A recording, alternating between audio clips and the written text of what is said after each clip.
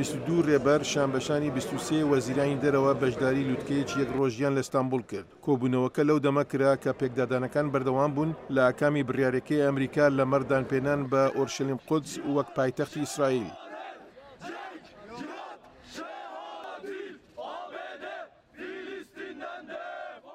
میێوەنداری لوتکەیەکە سەرۆکی تورک ڕەجەب تەیب ئۆردۆغان وتاریکردنەوەی کۆبوونەوەکەی بەکارهێنا بۆ ڕەخنەگرتن لە ئەمریکا و ئیسرائیل.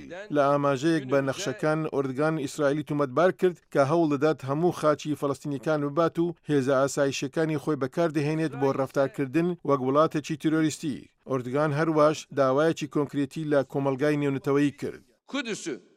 Filistin devletinin işgal altındaki بانگهێشتی هەموو ئەو وڵاتانە دەکەم کەوا قانونی نێودەوڵەتی و ڕەوایی دەپارێز زندان بنێن بە قودس وەک پایتەختی دەوڵەتی فەڵەستینی داگیرکراو.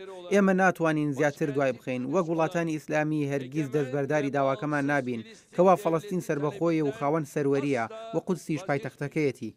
بەڵام کۆبوونەوە لوتکەیەکە ناکۆچیەکانی ئاشکرا کرد کە لەناو هەرێمەکەدا هەن لەگەڵ ئەوەی ڕێبەرانی وڵاتە سەرەکیەکان وەک عەرەبستانی سعودی و مسر لە کۆبوونەوەکەدا نەبوون.